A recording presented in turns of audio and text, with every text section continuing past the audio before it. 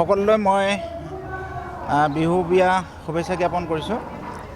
ঐতিহাসিক ডিব্ৰুগড় সাহিত্য সভা, বৃহত্তৰ ডিব্ৰুগড় প্ৰেছ ক্লাব, নিত্যাংগন কলাকেন্দ্ৰ, মূৰ্ছনা সংগীত বিদ্যালয়ৰ উদ্যোগত ইয়াত বিহু আখৰা অনুষ্ঠিত হৈছে। 6 দিনীয়াকৈ এই আখৰা অনুষ্ঠিত কৰা হৈছে। খুব ধন্যবাদ দিব লাগিব যে উদ্যোক্তাসকলক এটা সুন্দৰ পৰিৱেশৰ আমাৰ উঠি অহা প্ৰজন্মক বিহু সম্পৰ্কে, সংস্কৃতি সম্পৰ্কে জ্ঞান দিবৰ কাৰণে তেওঁলোকে প্ৰয়াস চলাইছে। আচলতে যেতিয়ালৈকে আমাৰ উঠি অহা প্ৰজন্মই নিজৰ সংস্কৃতিক ভাল পাব, নিজৰ জাতিক ভাল পাব, নিজৰ ভাষাক ভাল পাব, তেতিয়ালৈকে আমাৰ অসমীয়া কেতিয়াও পৃথিৱীৰ পৰা নিশেষ হৈ নাযায়। অসমীয়া সদায় জীয়াই থাকিব। অসমীয়াক জীয়াই ৰাখিবৰ কাৰণে, অসমীয়া ভাষা সংস্কৃতিক জীয়াই ৰাখিবৰ কাৰণে আমি সংস্কৃতিৰ অৰ্চনা কৰিব লাগিব, পূজা কৰিব লাগিব।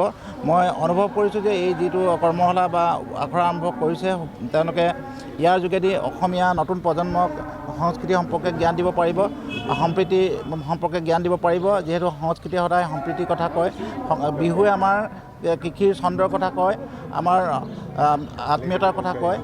গতিকে এই আখৰাই উঠি অহা প্ৰজন্মক ভাষা সংস্কৃতি সম্পৰ্কে জানিবৰ কাৰণে সুযোগ দিব বুলি মই অনুভৱ কৰিছোঁ।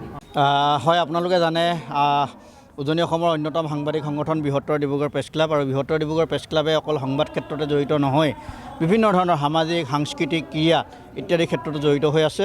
আৰু বৃহত্তৰ ডিব্ৰুগড় প্ৰেছ ক্লাবে প্ৰতি বছৰৰ দৰে এইবাৰো ঐতিহ্যমণ্ডিত ডিব্ৰুগড় সাহিত্য সভাৰ সৈতে যৌথভাৱে বিহুৰ আখৰা, যিহেতু আপোনালোকে জানে যে হেঁপাহৰ ৰঙালী বিহু নিচেই পদূলি মুখত, আৰু এই প্ৰাক্ষণত এটা আখৰা শিবিৰ আমি আয়োজন কৰিছোঁ 6 দিনীয়াকৈ। আৰু এই আখৰা শিবিৰত আমি গৌৰৱবোধ কৰিছোঁ যে আমাৰ এই আখৰাত অসমৰ এগৰাকী লোকবাদ্যৰ সাধক, লোকবাদ্য শিল্পী তথা বৰবিহুৱা জিতেন দাস ডাঙৰীয়া, বৰ বিহুৱতী, এসময়ৰ উজনি অসমতে নহয় সমগ্ৰ অসমৰ মঞ্চ বিহুত আচলতে উল্লেখযোগ্য সাফল্য লাভ কৰিবলৈ সক্ষম হোৱা এসময়ৰ বৰ বিহুৱতী ৰবি গগৈ সন্দিকৈ ডাঙৰীয়া, আৰু এগৰাকী অনাতাঁৰ শিল্পী, বিশিষ্ট অনাতাঁৰ শিল্পীয়ে নহয়, তেওঁ সংগীতৰ গুৰু ভুৱন গগৈ ডাঙৰীয়াৰ লগতে আমাৰ বিহুৱা তথা ঢুলীয়া বিতুপন দাস আৰু হীৰকজ্যোতি শইকীয়াৰ নেতৃত্বত আচলতে সমল ব্যক্তি হিচাপে লৈ আজি আখৰা শিবিৰ আয়োজন কৰিছোঁ। আৰু আপোনালোকে দেখিছে ডিব্ৰুগড়ৰ তথা উজনি অসমৰ বিভিন্ন প্ৰান্তৰ পৰা ইতিমধ্যেই প্ৰায় ১৫ শতাধিক নাচনী আমাৰ এই শিবিৰত অংশগ্ৰহণ কৰিছে। আৰু প্ৰতি বছৰে তেওঁলোকে অপেক্ষাৰে ৰৈ থাকে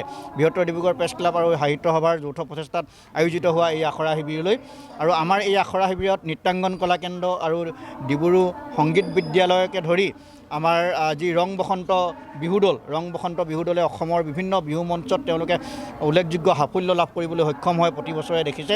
আৰু সেই দলটোৰ বিহুৱাসকলে আমাৰ এই নাচনীসকলক আখৰাত প্ৰশিক্ষণ দিব। গতিকে খুব এক ভাল লগা মুহূৰ্ত, আৰু আপোনালোকৰ জৰিয়তে সমগ্ৰ অসমবাসীলৈ আমি পুনৰবাৰ বিহুৰ শুভেচ্ছা জনাইছোঁ। সকলোতে যিহেতু বিহুৰ আখৰা হৈ আছে, বিহুৰ বিভিন্ন কৰ্মশালা হৈ আছে, আৰু ইয়াৰ জৰিয়তে নৱপ্ৰজন্মক আচলতে যিটো আমাৰ সংস্কৃতি শুদ্ধ ৰূপত শুদ্ধভাৱে পৰিৱেশন কৰাৰ কাৰণে সকলোৱে প্ৰচেষ্টা কৰিব লাগে।